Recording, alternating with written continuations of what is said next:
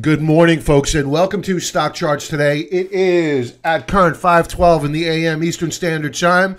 Let's get to the headlines that are really disturbing, not necessarily market moving, but certainly a threat to our republic. Why? It's because yesterday, after the markets closed, we had a third judge rules against Trump move to end DACA.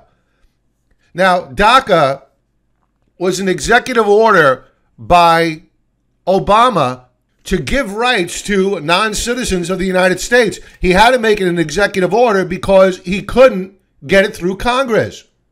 Now you have President Trump trying to get rid of DACA. Whether or not you believe in it or not doesn't matter. The fact that you have some district court judge able to hold up the sitting president, an elected president of the United States, with a 60-page brief, and I'm going to use this phrase all day today because the words that he used to rescind the president's order is that it was arbitrary and capricious. Now, here's a president of the United States that's been elected by the people with strong approval polls. Whether or not you agree with him or not doesn't matter. Those are the facts. What you should find disturbing is the fact that you have a federal judge, another one. This is not just the only one. Another federal judge who is accountable to no one. He will not come up for re-election. You cannot fire the guy, but he's able to obstruct the president of the United States and even Congress. Think about it. And for those of you out there that are happy because it's Trump getting slapped down by a federal judge, well, the next time it could be a Democratic president. This is not good. This is bad. So this is not really a market mover, just something that, you know, the globalists have worked so hard to dilute the power of the voter here in the States, and now the chickens are coming home to roost. They don't even hide it anymore. And what do you hear out of the Republican Party? Forget the Democratic Party. What do you hear out of the Republican Party? Crickets. Nothing. Let's move on. Before we move on to the news headline, I do not talk politics with members, so no, I don't do that. And no, the other article regarding the federal judge is not a market mover. And this isn't necessarily a market mover, but it is a validation of our opinion. Jeff Gunlatch on gold, something big is happening, posted on Zero Hedge. I'll cut to the chase here. He's very bearish on bonds, and I agree. I'm going to go over a chart of the TLT on member stock chart request. But he's looking for a breakout on gold and a $1,000 move. I think that is very, very possible. The 1377 level, if we get a close above it, sets the stage for a massive short squeeze in gold. And a quote from Gunlatch, it's getting almost exciting. Something big is happening. Let's get to the pre-market activity. Members, we're going to segue into a market wrap immediately following members' stock chart requests. So stay tuned. Expect more strategy later on this morning. The positions area is updated. We did lean into a lot of shorts yesterday. Now, I just left off with a commentary regarding gold. Let's kick things off in the pre-market. Regarding gold, we are down. Despite the longer-term opinion of Jeff Gunlatch, we are down yet again this morning, but I do not believe that we are out.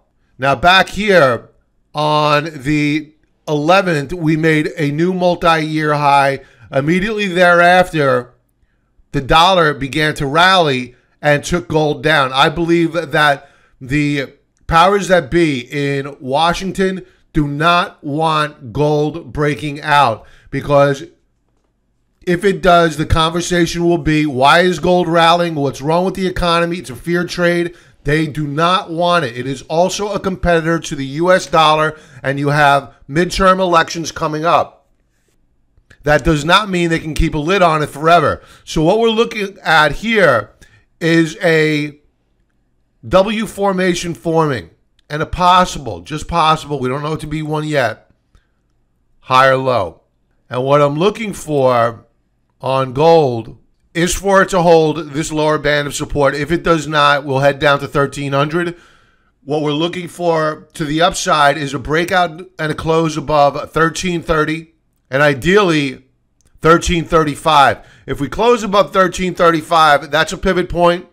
So we'll have a higher low and then a new higher high on a 4-hour chart. Very short term, but significant nonetheless.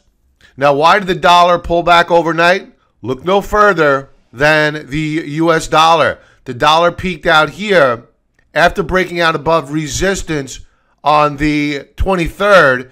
It pulled down. It broke support yesterday, but overnight it rallied back. It even put in a higher high versus the 23rd, but we pulled back. So what we're looking for here is a breakdown below the overnight lows of 90.67. If we get that, then you'll see gold rally. If the dollar continues, well, then you're going to see gold sell off. It's as simple as that. Let's get to the other indexes. The S&P futures down 14 points, not pretty. We did bounce yesterday afternoon. It was an oversold bounce off of the 3 standard deviation Bollinger Band. I think we're heading lower here. The NASDAQ, same deal. We are down around 49 points right now, and we are threatening yesterday's lows. Now, here's something that should be very concerning to all. The 10-year Treasury note broke down below key support yesterday, or overnight, I should say. And where is the yield this morning in the pre-market? 3.018%. And it looks as though it is going higher. As bonds go lower, the yield on that bond goes higher. Let's get to member stock chart request. I have a lot to go over, so I'm going to go over the daily charts. Some of these are setting up to be interesting trades, so they are on a watch list. First chart up, Facebook. A major breakdown yesterday, and the trend is clear. We are putting in lower highs and lower lows. If you go in and you try to buy Facebook now, you will regret it. Do not go buying these shares. I started this business in 2005 to help people, not to lose money. Because you're going to hear analysts come out, upgrade Facebook, saying that it's a bargain at these discount prices. You'll probably see a rally after earnings. You'll probably see a big earnings beat. You'll probably see upgrades. Guess what? Until the downtrend is broken, the path of least resistance is to the downside, and they will never, ever say that to you. But I will, and the charts will as well. Learn the charts. Volume, about average yesterday. But the volume average in red has been rising. The TZA puts you short of the Russell 2000. The Russell was holding up strong yesterday until it didn't. It gave way. To take a look at the Russell, we'll come back to the TZA. Here you have it. Here's the Russell 2000. We were up on the day yesterday, then we reversed, and we closed down below key support. Avoid this sector for now. Now, if we break out above 158.38 on the IWM, which is the tracking ETF, well then, hop aboard the long train. But as it stands right now, we are seeing lower highs. We don't have lower lows yet. But if the yield on that 10-year continues to rise, it's only a matter of time. Back to TZA. All right, so the TZA puts you short of the Russell 2000 or the IWM, whatever you want to track. Now, we rallied yesterday, closed off the highs of the session. Would I be a buyer? I think that you could scratch the itch, put on a long position here. Just use a stop right below 10.26, which marks the lows of March. And then I would be a buyer of the TZA shares, adding more to my position on a rally and a close above 12.95. Caterpillar, as per their CEO, Q1 2018 marked a high watermark for Caterpillar. That means sell. So the CEO, to his credit, was very honest. You can't get mad at that unless, of course, you're a shareholder. Basically said there's no alpha here. And institutions who have been buying into this global growth story sold and sold very hard on massive volume. This is not mom and pop selling 100 shares. This is Fidelity, Vanguard, Goldman Sachs, and the rest of the bunch. Now, the problem here, to a greater extent, is that we're in a nice consolidation. We broke out on April the 16th. We rallied. We have now failed. This is a breakout point failure. We're going down to a bare minimum here to the 135 level, and in all probability, it is going to break, and we're going lower. Avoid Caterpillar, and at current, they are short on a new daily low. ELF Beauty. I think that these shares are going to rally. I think that rally will be brief. The path of least resistance is to the downside. We have lower highs and lower lows. When we cross above and close above 20.51, then I would be a buyer. Right now, the path of least resistance is to the downside. You could swing trade an oversold bounce to the long side. And the reason why I say that I think we're going to get a rally in the short term is that we are leaning into the third standard deviation Bollinger Band. We flashed a bottoming tail yesterday, which is a sign of institutional support. We still do have above average down volume bars, but they are declining sequentially. So we still may have some more downside here. This is on our watch list for a quick swing trade. And keep in mind, folks, very thinly traded. 600,000 shares yesterday, and that was on above average volume. Live Nation. We were bullish on it back here. Now it's broken. We are putting in lower highs and lower lows. This is a dead cat bounce, and I think that it is ending. You're going to have the 50-day moving average, which is going to cross below the 200-day moving average. Now, that doesn't mean it can't put in a higher low from the prior low of 35.94 and base from there. But as it stands right now, we are petering out.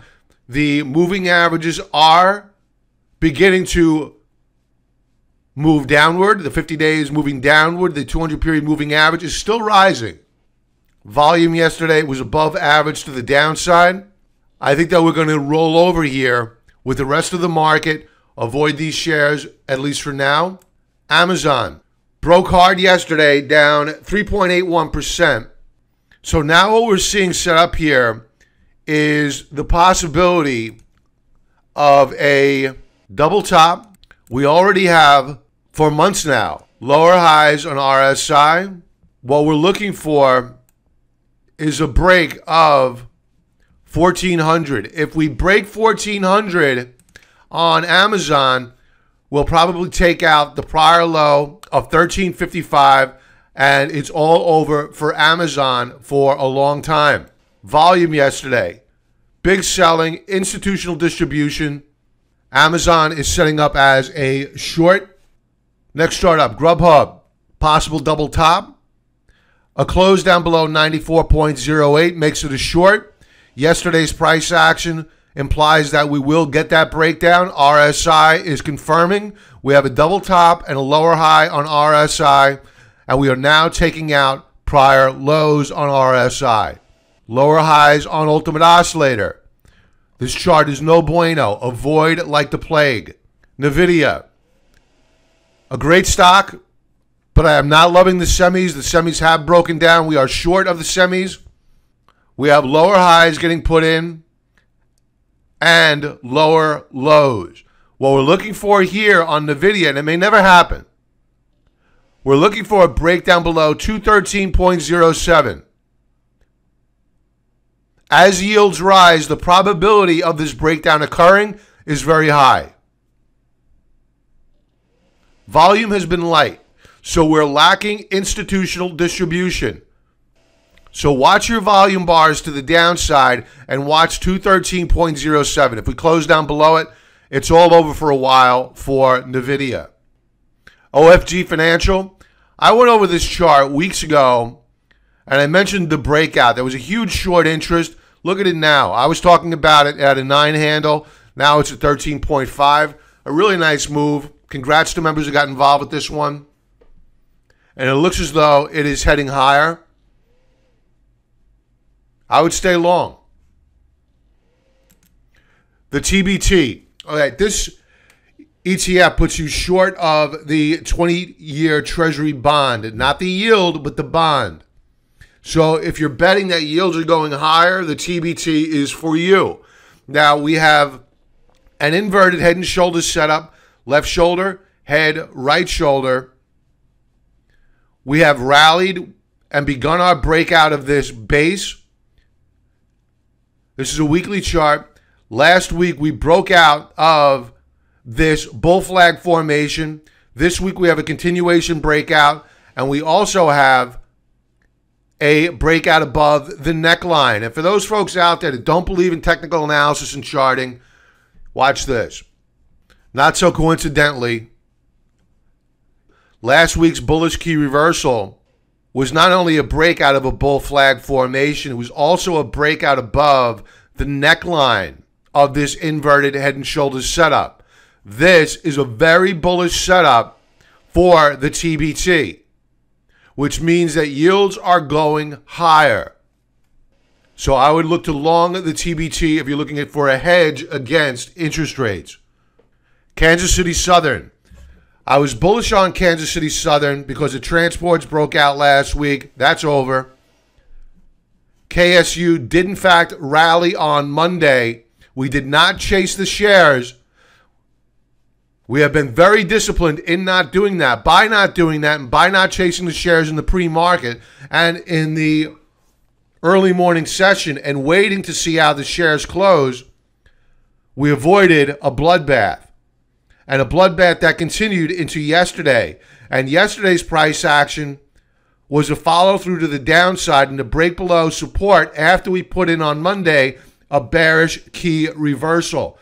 We have now broken down. We'll probably limp back, try to recapture 111 per share. That attempt to recapture will probably fail and will probably head lower. So I would avoid KSU. And it could quite possibly become a short very soon.